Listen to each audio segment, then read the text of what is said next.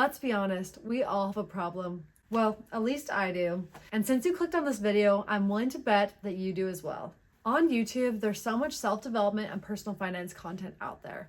And especially in the last couple of years, we've seen a huge explosion of these type of creators, and lots of them have huge follower counts. Some of my favorite follows are Nisha, Taylor Bell, Ali Abdul, Charlie Chang, Vincent Chan, Rose Han, and more.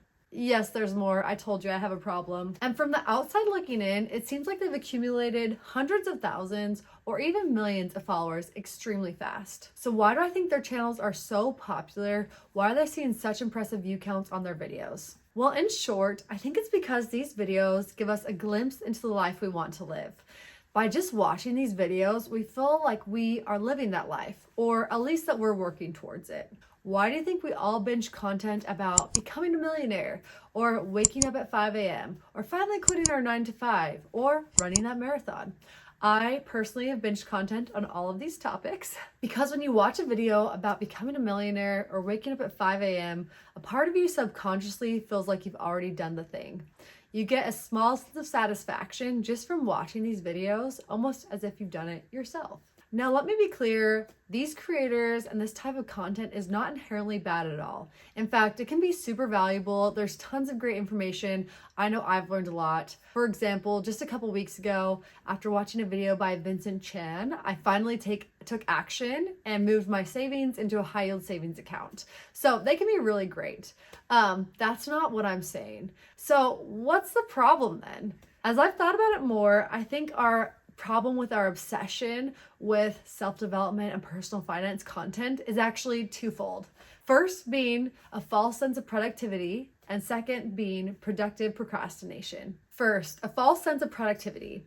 Have you ever heard the advice to not tell someone about your big business idea or your big goal until after you've actually done it? The reason being is that when you vocalize these things out loud, part of your subconscious already feels like you've done it.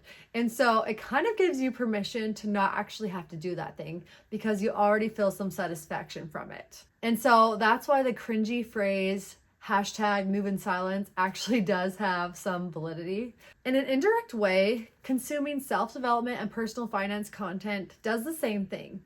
You get a sense of satisfaction and dopamine just from watching these videos. You trick yourself into a false sense of productivity. In a way, you're giving yourself permission to not actually have to do that thing to get the satisfaction because you've already gotten it just from watching someone else do it. And so that becomes really dangerous because it kind of holds you back from taking the action you need to because you feel like you're being productive, where in actuality, you're not doing anything. You're just sitting behind a computer screen dreaming about your dream life. I can say that because I'm very guilty of it. By watching these videos and just continuing to watch them, you do feel like you're being productive. You do feel like you're taking steps in the right direction. Whereas if you look around, you actually haven't moved from that spot. You're still in the same spot and nothing's really changed. Number 2, productive procrastination. So earlier in this video, I listed off a couple of YouTubers whose content I regularly consume. And let me be clear, their content is not the issue. It's really great, really valuable. But you know what 99% of us are not doing while we're watching this content?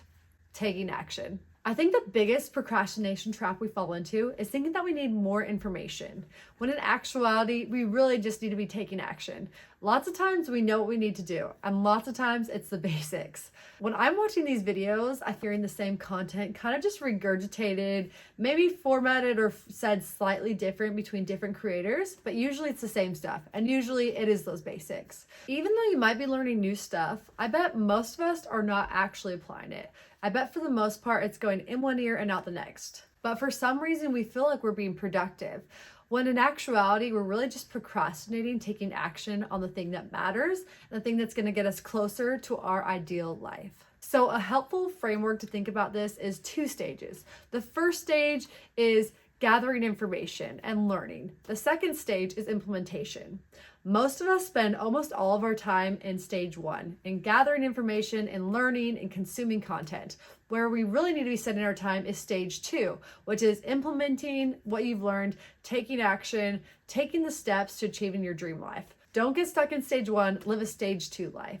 Looking at myself, I kid you not, I've listened to so many podcasts for the last decade of my life. In the last 5 years, I've really grown a love for self-development and personal finance content on YouTube. And through watching this or through listening to these podcasts, I felt like I was being productive. I was just stalling, actually taking action. Now imagine if I'd taken those 5 to 10 hours a week and put them towards creating my best life. I would have had thousands of hours of working towards achieving my goals, and I'd likely be in a very different position than I am today. So what can we do about our unhealthy obsession with self-development and personal finance content? Well, I know for me, I'm not going to quit cold turkey. I don't think that's realistic, but I think we do need to shift our mindset from being consumers to being creators.